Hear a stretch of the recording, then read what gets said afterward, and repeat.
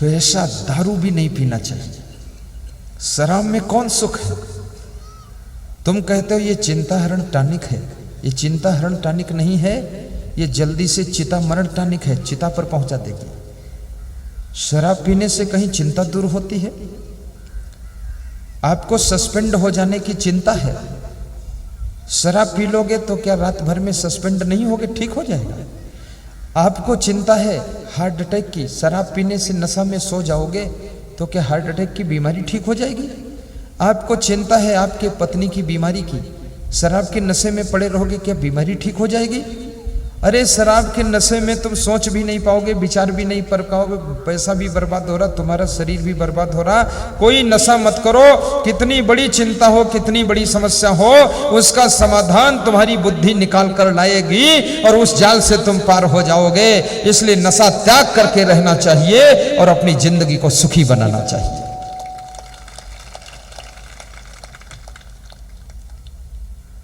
कबीर साहब कहते हैं जो लोग सुख चाहते हैं उनको एक काम करना चाहिए। संसार में आए हैं तो पहला काम ये करें, जो तो आया जगत में तो ऐसा कर ले, कर साहेब को बंदगी भूखे को कच दे। साहेब कहते हैं श्रेष्ठ पुरुष को, महान पुरुष को, दिव्य आत्मा को, जो महान लोग हैं उनको प्रणाम करो, बंदगी करो, नमन करो, उनसे प्रेम रखो। और जो संसार में भूखे लोग हैं उनकी भूख को तृप्त करो। कोई प्रेम का भूखा है उसको प्रेम दीजिए, कोई ज्ञान का भूखा है ज्ञान दीजिए, और कोई शांति का भूखा उसे शांति प्रदान कीजिए, और कोई भोजन का भूखा है उसको भोजन भी खिलाइए। मैं कई जगह देखता हूं भंडारा बड़े बड़े चल रहे हैं लेकिन लोग फिर भी तृप्त नहीं हो रहे। क्यों? आज की तारीख में भोजन खाने का प्रबंध तो सबके घर घर में खूब है, इतना लोगों ने खा खा कर बैठे हैं कि पेट खराब हो चुके, अब दवा खाना पड़ेगा। मुझसे पूछते पेट में गैस बनती कोई दवा बताओ, तो मैंने कहा गैसांतक बटी ले लो। बोले ले चुका हूँ, बटी भी फेल हो गई। तो हमने कहा फिर? बोले बीड़ी पीता हूँ तो गैस कुछ कम हो जाती है। तो हमने कहा पंप से धुआं भरते रहो, गैस कम करते रहो। बीड़ी पीते हैं गैस कम होती है। कभी आपके शरीर में बीमारियां आती हैं, आयुर्वेदिक दवाइयों को पहले इस्तेमाल कीजिए, पहले तो परहेज कीजिए। जो चीज़ सूट नहीं करती उसको मत खाइए। पानी ज़्यादा लीजिए, ठहाका मारकर हंसिए, चिंता मत कीजिए, गहरी नींद में सोइए, उलझन में मत रहिए। जो मिला है सौभाग्य मानिए, जो नहीं मिल रहा है उसको परम भाग्य मानिए, और जो खो गया है अपनी किस्मत समझिए और टेंशन से दूर रहिए, आनंद से जिंदगी जियो। बीमारियां बहुत कम आएंगी। जितना ज़्यादा चिंता करोगे, टेंशन करोगे, शुगर है, लकवा अटैक है, बीपी है, दुनिया भर का लफड़ा सब पैदा होगा।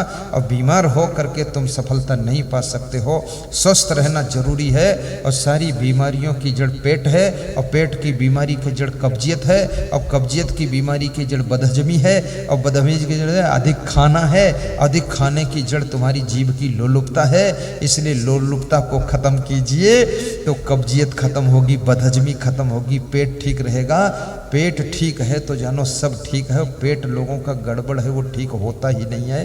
अगर एक दिन ठीक हो गया तो दूसरे दिन इतना डबल खाकर बैठते हैं लोग, फिर गड़बड़ हो जाता है। पेट को सही करने के लिए यहाँ च्यवन आयुर्वेद की एक आयुर्वेदिक दवाई जिसका नाम अमृता चूर्ण है। पेट में कितनी जटिल कब्जियत हो, आधा चम्मच शाम को लीजिए, सुबह कंप्लीट कर देती है। और जिनका पेट बहुत बड़ा हो गया है, मोटा हो गया है, एकदम पेट पीठ का पता ही नहीं चलता है, जिनको सांस लेना मुश्किल, उकड़ू बैठना मुश्किल, उनके लिए मेदो हर चूर्ण है। 3 दिन लिया पेट गायब, केवल पीठ बचेगी। थोड़ा बस लेना है, आधा चम्मच। और जिनके घुटनों में दर्द हो उसके लिए एनार्ड पाउडर च्यवन आयुर्वेद का चमत्कारिक पाउडर है। लाखों लोगों का घुटनों का दर्द खत्म हुआ है। और मुझे मालूम नहीं उनके पास क्या क्या 3 ही चीज़ मालूम रहती है, बहुत है। आयुर्वेदिक दवा लीजिए। और सबसे बड़ी दवा खुली हवा, अभी कल एक सज्जन मेरे पास आए, बोले हमारे घर में सब बीमार हैं। तो मैंने उनका मुंह देखा, तो हमने कहा तुम्हारे घर में खिड़की है कि नहीं? बोले खिड़की नहीं है। तो हमने कहा जब हवा ही नहीं मिलती तो बीमारी आएगी, खिड़की खोलो पहले। बोले खिड़की कोई रास्ता ही नहीं। तो हमने कहा इतनी गरीबी है? बोले अब दूसरी जगह मकान बनाएंगे तो खिड़की उड़की रखेंगे। आपको प्राकृतिक हवा मिलनी चाहिए। एसी की हवा खाओगे बीमारियां बहुत आएंगी, कूलर की हवा ज़्यादा खाओगे बीमारी बहुत आएगी, पंखे की हवा खाओगे बीमारी कम आएगी। और याद रखना कुदरत की हवा खाओगे तो हवा भी सैकड़ों रोगों की दवा बन जाएगी। ये कुदरत की हवा लीजिए। नॉर्मल पानी को यूज कीजिए, गर्म पानी से स्नान मत कीजिए। नॉर्मल पानी से नहाइए, ना अधिक ठंडा हो ना अधिक गर्म हो। गर्म पानी से स्नान करने से जॉइंटों में दर्द पैदा होगा, गठिया वात रोग पैदा हो जाएगा, कभी ठीक नहीं होगे, शरीर में मंद मंद दर्द पैदा हो जाएगा। क्योंकि शरीर ठंडा था, गर्म से स्नान किया तो खून की नसें सब गर्म हो गई। अब गर्म होने के बाद फिर बाहर की हवा लगी, फिर ठंडा हो गया, ठंडे से गर्म, गर्म से ठंडा, 2-3 रिएक्शन हो गए। ये रिएक्शन में तुम्हारी बॉडी संभल नहीं पाएगी, बीमार हो जाओगे और रोग कोई डॉक्टर ठीक नहीं कर पाएगा। इसलिए नॉर्मल पानी से स्नान किया करो। और ज़्यादा ठंडी हो तो गीला कपड़ा करके पोंछ लिया करो बदन, नए कपड़ा पहन लिया करो, स्नान मत किया करो। लेकिन किसी से बताया ना करो कि स्नान नहीं किया हो, चुपके से नए कपड़े पहन लो।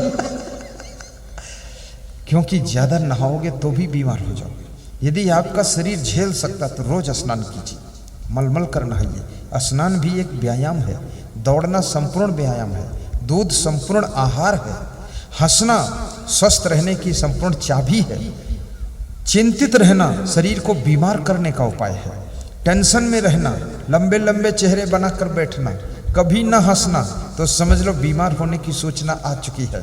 बुढ़ापे में भी हंसते रहना, खुश रहना, ये दुनिया के झमेले कभी कम नहीं होंगे।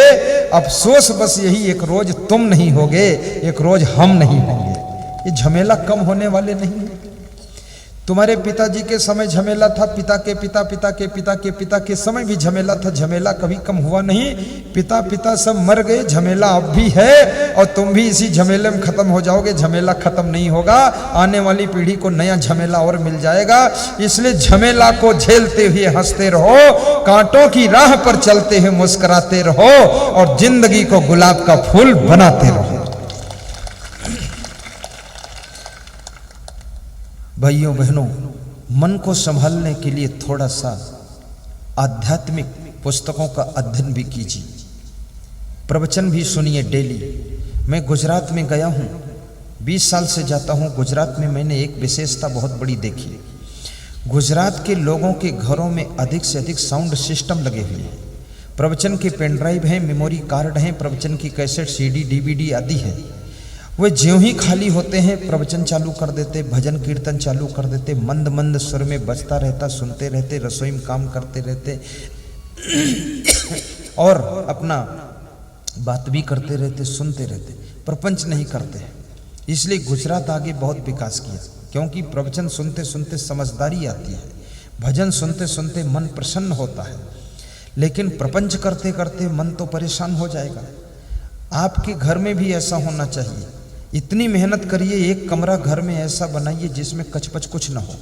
बढ़िया साउंड सिस्टम रखिए, छोटा सा मंदिर रखिए, उसमें बड़ा कमरा हो जिसमें 20-25 लोग बैठ सकें।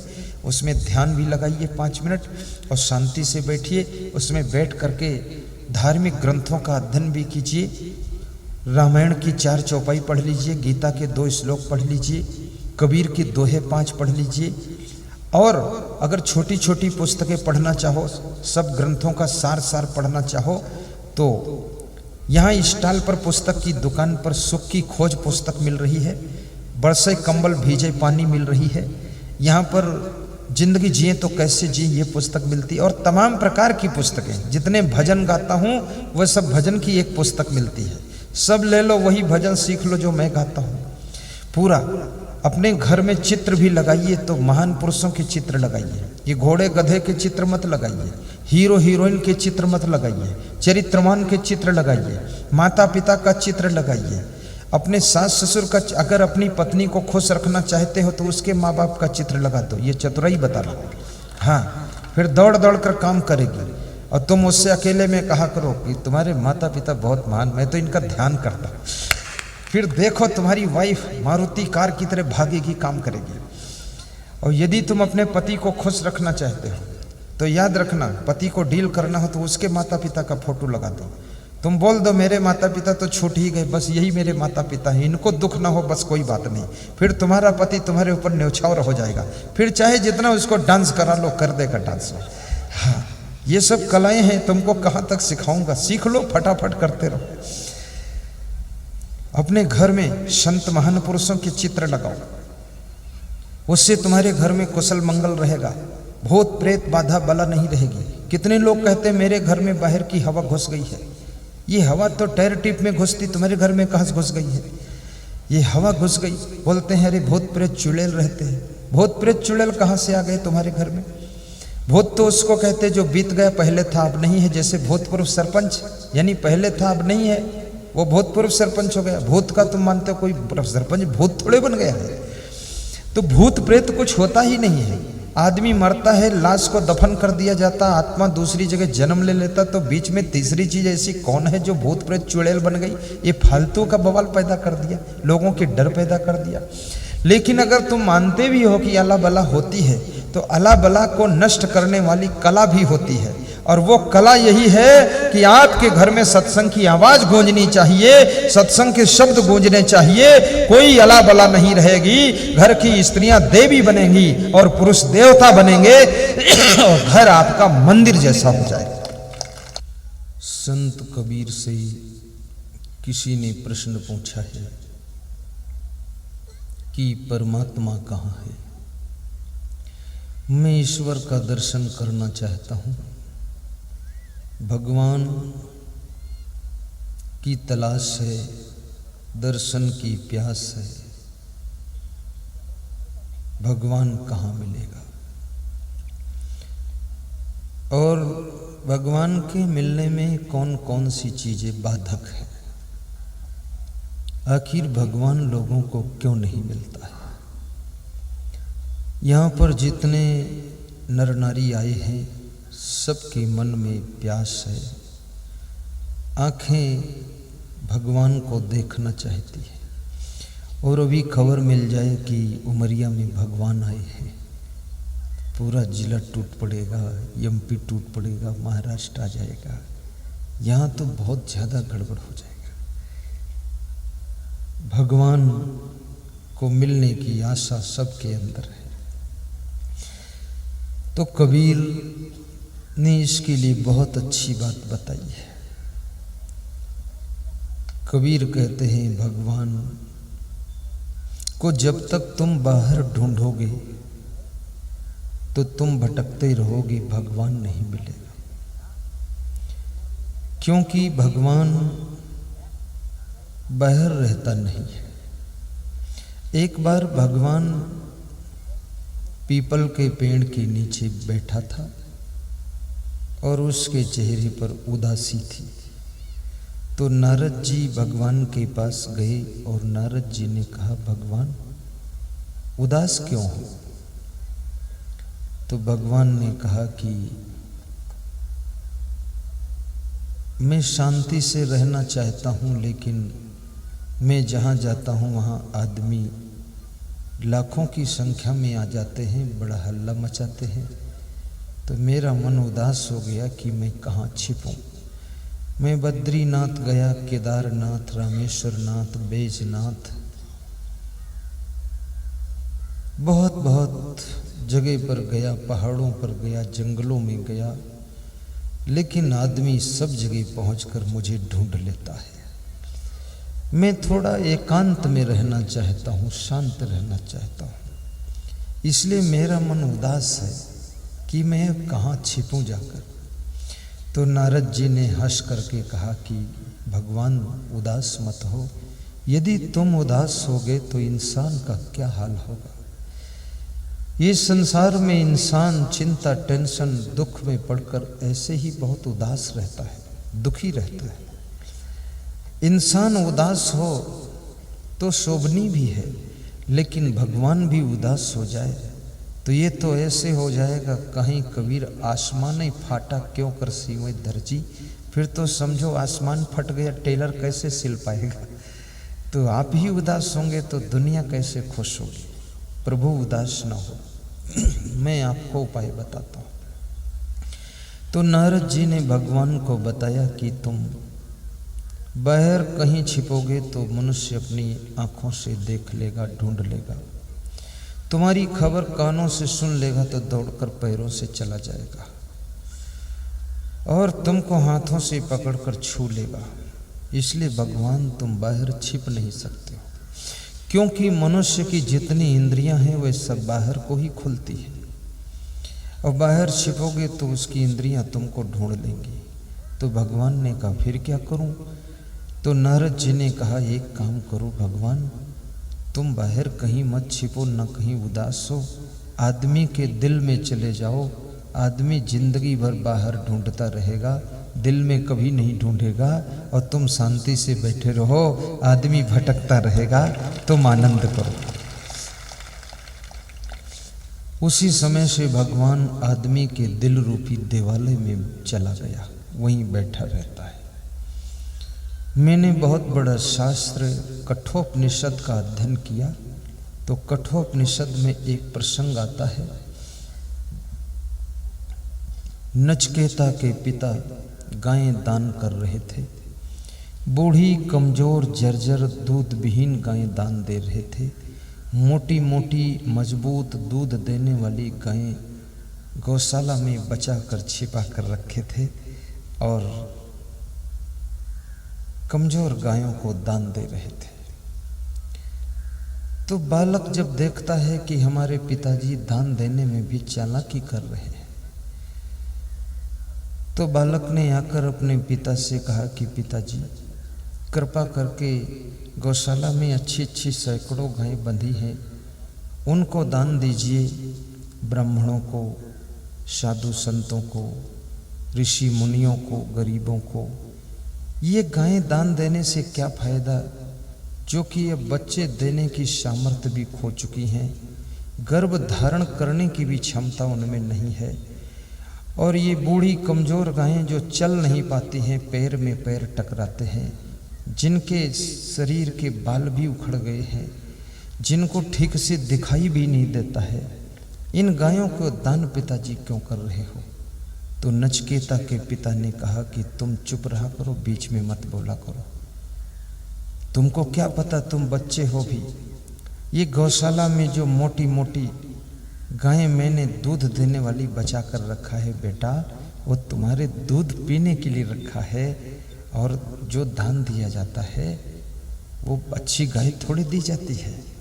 दान में नाम होना चाहिए और दान में खर्चा कम होना चाहिए, ये चतुराई रखी जाती है। कितने लोग ऐसा भी करते हैं।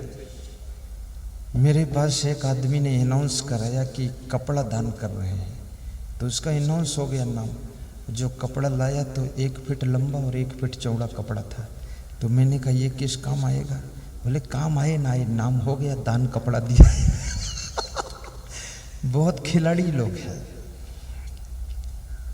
दान तो अच्छी चीज का करना चाहिए, जिसको हम दान दे रहे हैं उसके काम आ सके, और वो दान पा करके आत्मा से तुमको आशीर्वाद दे सके, तो वो दान तो सार्थक दान है। नचकेता के पिता नाराज हो गए। नचकेता ने कहा पिताजी मैं तो एक गाय के दूध से ही तृप्त हो जाऊंगा, ये सैकड़ों गायें गौशाला में अच्छी अच्छी बंधी हुई हैं, उनको दान दीजिए। नचकेता के पिता ने कहा तुम ज्यादा बोलते हो तो तुमको भी हम दान कर देंगे। तो नचकेता ने हाथ जोड़कर अपने पिता से कहा कि क्षमा कीजिएगा पिताजी, मुझको दान कर दो, ये मेरा अहोभाग्य होगा, मैं दान हो जाना चाहता हूँ। किसको दान करोगे पिताजी बताओ, उसके पास में चला जाऊं? तो गुस्सा में पिताजी ने कहा तुम्हें यमराज को दान देता हूँ, जाओ यमराज के पास, हटो यहाँ से। तो नचकेता ने पैर छुए पिताजी के, हाथ जोड़कर मुस्कुराते ही यमराज के लिए चल दिए। ये बालक कितना सीधा सरल सलोना है। उसके पिताजी गुस्सा में यमराज को दान दे देते हैं और गुस्सा में दिए हुए दान का कोई पुण्य नहीं होता है। याद रखना, क्रोध में किया हुआ दान 0 पुण्य लाता है और क्रोध में दिया हुआ दान दान नहीं होता, वो नादान होता है। नादानी में दान दिया तुमने, तुम दानी नहीं हो, तुम्हारी नादानी है। नचकेता यमराज के घर चले जाते हैं। इधर उनके पिताजी बहुत दुखी होते हैं क्योंकि इकलौते बेटे थे, एक ही बेटा और यमराज को दान दे दिया। यमराज के घर पहुंचने पर यमराज कहीं बाहर गांव गए थे, 3 दिन वापस नहीं लौटे। तो यमराज की पत्नी मिली। पत्नी ने कहा, ब्राह्मण बालक हो तुम, स्नान करो, भोजन करो और नए कपड़ा पहनो। नचकेता ने कहा कि मेरे पिताजी ने यमराज को दान दिया है, इसलिए मैं यमराज की पत्नी की बात नहीं मानूंगा, मैं यमराज की ही बात मानूंगा। जब तक यमराज नहीं आएंगे भूखा प्यासा बैठा रहूंगा। 3 दिन वो ब्राह्मण बालक, छोटा बालक, कोमल शरीर, भूखा प्यासा बैठा रहा। मुंह सूख गया। यमराज जब आए तो उस बालक को द्वार पर बैठा देखा तो उन्होंने यमराजिन को बहुत डांटा कि तुम्हारे बिल्कुल बुद्धि नहीं क्या, ये ब्राह्मण बालक भूखा प्यासा बैठा, खिलाया पिलाया नहीं। तो यमराजिन ने कहा, क्षमा कीजिएगा, मैंने तो तुरंत इसको कहा स्नान करो, नए कपड़े पहनो, भोजन करो, पर ये बोला कि पिताजी ने यमराज को दान दिया है, यमराजिन की बात नहीं मानूंगा तो मैं क्या करूं। तो बोले, बड़ा विकट बालक है। बालक से यमराज मिले। कैसे तुम आए हो बेटा? मेरे पिताजी ने दान दिया है आपके चरणों में, स्वीकार कीजिए मुझे यमराज। नहीं, तुम्हारा नाम क्या है? नचकेता मेरा नाम है यमराज। तो तुम्हारे पिताजी ने कैसे दान दिया? तुम कितने भाई? मैं इकलौता बेटा हूं अपने पिता का। तो इकलौता बेटा दान दिया जाता है? कैसे दान दिया? बोले, पिताजी गौएं दान दे रहे थे, बूढ़ी कमजोर गौएं, तो मैंने कहा अच्छी अच्छी गौएं दान कर दो। तो पिताजी नाराज हो गए, बोले मैं तुझको भी दान दे दूंगा। तो मैंने कहा मुझको भी दे दो, बड़ा भाग्य होगा। तो गुस्सा में बोले, यमराज को देता हूं तो मैं आपके पास आया, स्वीकार करो। यमराज ने कहा, तेरे पिताजी ने तुझे गुस्सा में दान तो दे दिया है, लेकिन तू अपने पिता का अकेला बालक है, तेरी माँ बहुत रोती होगी, तेरे पिताजी अब दुखी होंगे। क्रोध में कह तो दिया उन्होंने कि तुमको यमराज को देता हूं, लेकिन बात को मोह में दुख होता होगा, इसलिए तुम लौटो, जाओ, मैं तुम्हें वापस लौटने की आज्ञा देता हूं। अपने पिता के पास जाओ, उनके पैर छुओ, क्षमा मांगो और उनसे कहो कि पिताजी हम आ गए, हमको स्वीकार कीजिए, वापस जाइए। तो उस बालक ने यमराज के पैर छुए, कहा मैं अपने पिता के पास फिर चला जाऊंगा और उनसे क्षमा मांग लूंगा और उनके हाथ जोड़ लूंगा, लेकिन मैं ऐसे नहीं जाऊंगा। मैं एक प्रश्न पूछूंगा, उस प्रश्न का उत्तर दोगे, उत्तर मिलेगा तो मैं चला जाऊंगा। यमराज ने कहा, पूछो प्रश्न। तो नचकेता ने प्रश्न पूछा कि भगवान कहाँ रहता है? यही प्रश्न आ गया। देखो, परमात्मा का निवास कहाँ है? आज आत्मा परमात्मा की बात भी करूंगा और तुम्हारे घर द्वार की भी बातें करूंगा। भगवान कहाँ रहता है? यमराज ने कहा, तुम 10,000 गौएं मांगो तो तुम्हें मैं दान दे दूं, लाखों एकड़ जमीन भी दान दे दूंगा, लेकिन परमात्मा के बारे में मत पूछो। नचकेता ने कहा कि यमराज, गौएं दान के कारण ही तो मैं पिताजी की गुस्सा का पात्र बना और यहाँ आया हूँ। अब मैं गौएं दान नहीं लूँगा, न जमीन दान लूँगा, मैं तो ज्ञान दान लूँगा। भगवान कहाँ रहता है? परमात्मा कहाँ निवास करता है? परमात्मा कैसे मिलेगा? ये ज्ञान दीजिए मुझे। गायें नहीं चाहिए, धन नहीं चाहिए, जमीन नहीं चाहिए, मुझे परमात्मा का ज्ञान चाहिए और वही मैं मांगने आया हूँ।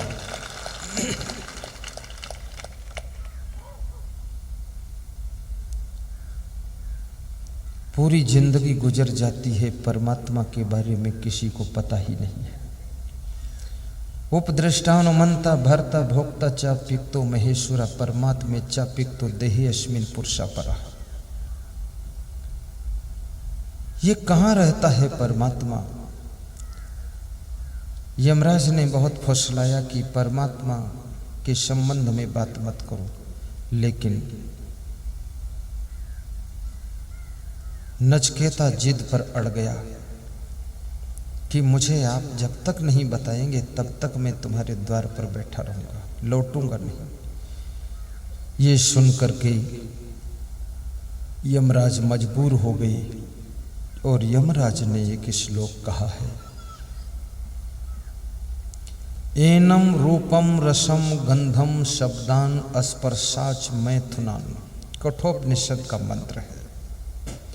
एतेनेव बीजानाथ किमत्र परिशिष्यते यतत वै तत् अंगुष्ठ मात्रः पुरुषः आत्मनि तिष्ठति ईशानो भूत भव्यस्य न ततो बीजगुप्सते यतत वै तत्। क्या तात्पर्य है इस श्लोकों का? अर्थ समझ गए हो तो न बताऊं, न समझे हो तो बता दो। अर्थ समझ में आया कि नहीं आया? नहीं आया, बिल्कुल नहीं आएगा, आना भी नहीं चाहिए। अर्थ समझ में ही आ जाएगा तो मेरा अर्थ क्या रह जाएगा? इसलिए तुम जब अर्थ नहीं समझोगे तो मेरा अर्थ बना रहेगा। अब मैं समझाता हूं इसका अर्थ क्या है। जिसके अनुग्रह से रूप विषय का ज्ञान होता है, रस विषय का ज्ञान होता है, रूपम रसम गंधम शब्दान स्पर्शाच मैथुनान। जिसके अनुग्रह से शब्द स्पर्श रूप रस गंध और मैथुन आदि क्रियाओं का ज्ञान होता है, ये वही है परमात्मा जिसके संबंध में नचिकेता तुमने पूछा है। वो मनुष्य के छोटे से शरीर में हृदय स्थान में निवास करता है, जो अंगुष्ठ मात्र पुरुषः आत्मनि तिष्ठति, जो अंगूठे भर का स्थान हृदय स्थान है, वहाँ पर परमात्मा निवास करता है आत्मा के रूप में। और जिसके संबंध में तुमने पूछा है ये वही है परमात्मा। और इसकी जानकारी जिसको हो जाती है फिर वो किसी से ईर्ष्या नहीं करता है, फिर वो सभी से प्रेम ही प्रेम करता है। जिसको परमात्मा का ज्ञान हो गया, हम में राम तुम में राम सब में राम, तो किसी से जलन नहीं करता है। फिर वो समझ जाता है कि जो हम में है वो उसमें भी है। गुरु नानक देव ने एक बहुत बड़ी बात कही है। उनके शिष्य हुए हैं बाबा अर्जुन देव। उन्होंने एक कविता गाई है, रहम तेरी सुख पाया, रहम तेरी सुख पाया, सुख पाया, सुख पाया, रहम तेरी सुख पाया। नानक को दास सुनाया, रहम तेरी सुख पाया। 10 मित्रों की टोली मेला घूमने के लिए गई। मेला से वापस लौटे तो रास्ते में नाला पड़ता था, वर्षा हो गई, नाला में पूर की बाढ़ आ गई। हिम्मत करके नाला पार किया। मन में संदेह हुआ कोई हमारा साथी पूर के पानी में नाला में बह तो नहीं गया है, डूब न गया हो, काउंटिंग कर लें। तो काउंटिंग किया तो एक साथी कम था। तो सब बैठकर रोने लगे। उसी समय कबीर साहब निकले तो उन्होंने कहा क्यों रो रहे हो? तो उन्होंने कहा एक मित्र डूब गया पानी में, नाला में। बोले कितने लोग थे तो तुम पूरे? बोले 10 लोग थे। बोले कितने बचे? बोले 9 बचे।